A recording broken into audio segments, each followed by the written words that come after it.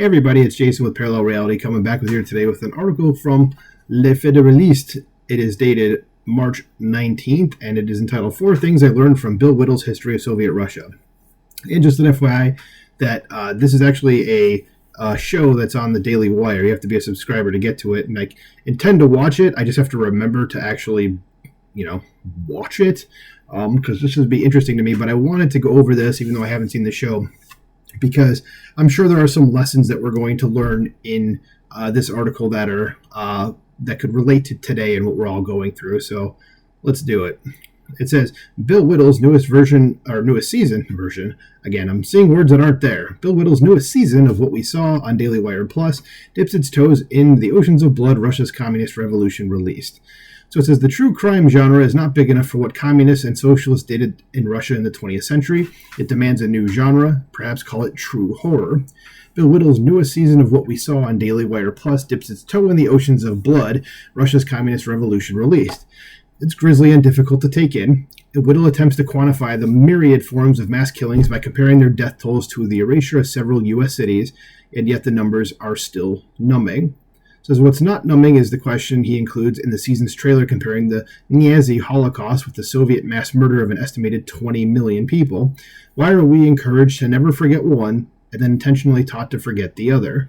Because the commies kind of control everything now and they don't want you to know what they've been up to in the past. It says, as Whittle points out in episode 1, all educated people know immediately what images like these depict. And yep, that's pretty much right away. You know that is a concentration camp. And there you go. There's more pictures. It says, but how about here?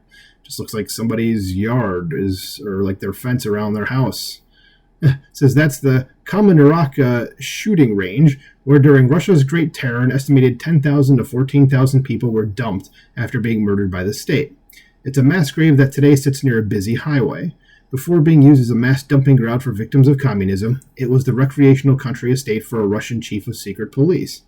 It says many of the people who called for the execution of people that they knew to be innocent were later executed themselves and dumped here. Whittle notes, that's communism for you. It says, while it's difficult to probe such manifestations of supernatural evil, doing so should be required of every human being.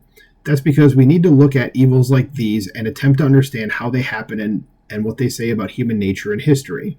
Such knowledge is a fortification against it happening again, creating, for example, common knowledge that evil and corrupt governments often baselessly accuse their opponents of terrorism. Here are 4 other things one can learn from studying Soviet history, as horrifying as that exercise can be. So let's dive right in. It says, misery is normal in human history.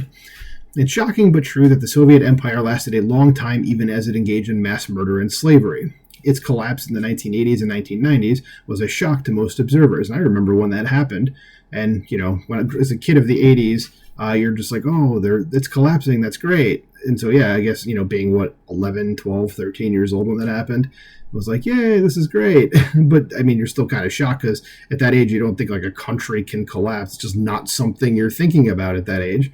So that means this evil empire lasted something like 70 years. In fact, in some sense, persists today, as Russia is not a free or happy country now either. It says this is normal in human history.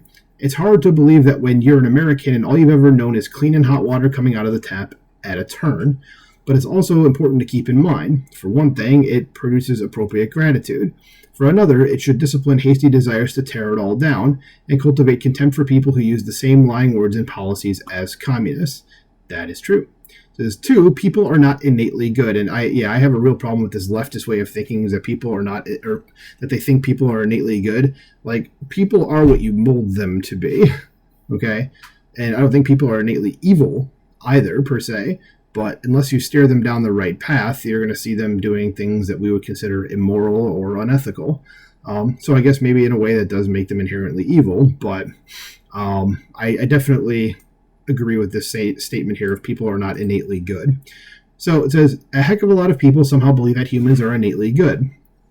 that any instance of evil is attributable to having been bullied or victimized in some way, or perhaps potty trained badly by one's parents.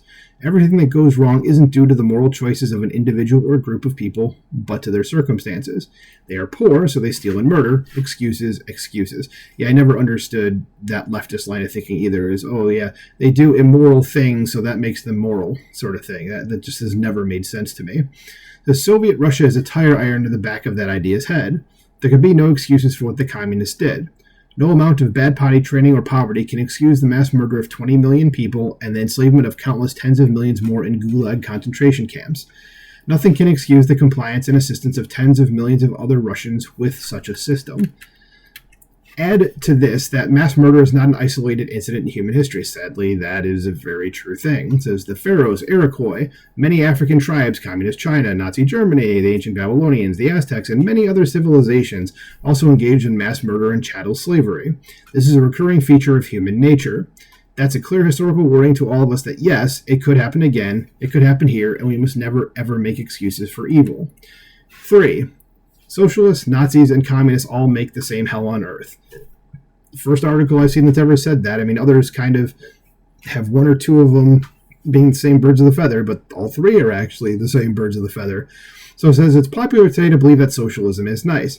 That's because most Americans haven't learned any historical facts, true, including that both Nazis and Bolsheviks were socialists and believed their evil deeds would bring about a socialist paradise. Hear that, leftists? That's what Nazis were. Don't believe me? Well, it's kind of in their name if you know what the N, the A, the Z, and the I stood for, because it is an anagram.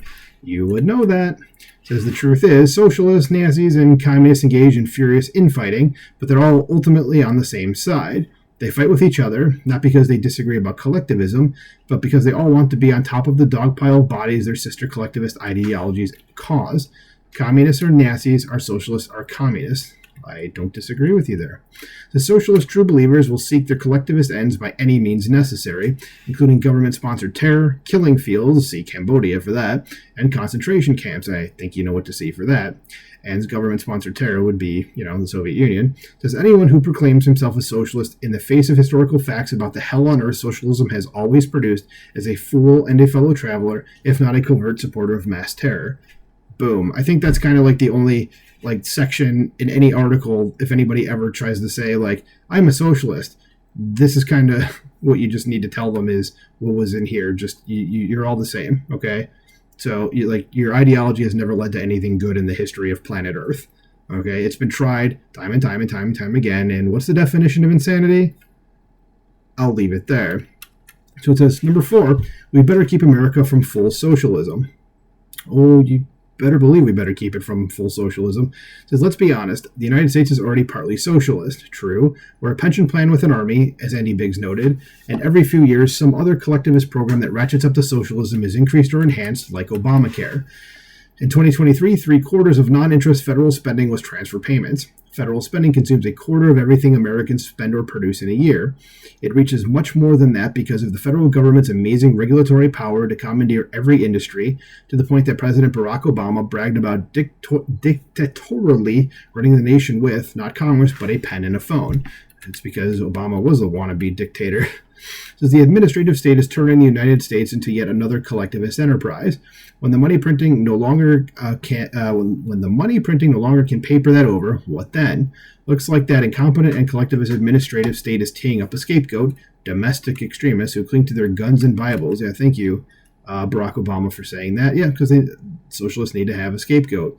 It says new episodes of Whittle series drop Wednesdays on the Daily Wire Plus, and I think it's actually all available at this point for this season. I know there's at least one prior season. It might have been about the Apollo landing or I don't know, something in space. I could be wrong about that, but that's what's coming to mind. But yeah, good article here.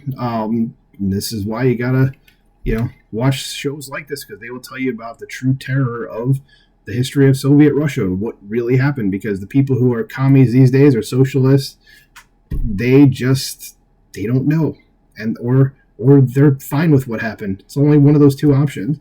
But let me know what you think about this in the comments below. Do you agree with what's in here? What else do you want to add to the dog pile on those folks? And what would you like them to know about their ideology and why it's bad? Let me know in the comments below. Like, share, subscribe, and I will talk to you soon. Bye.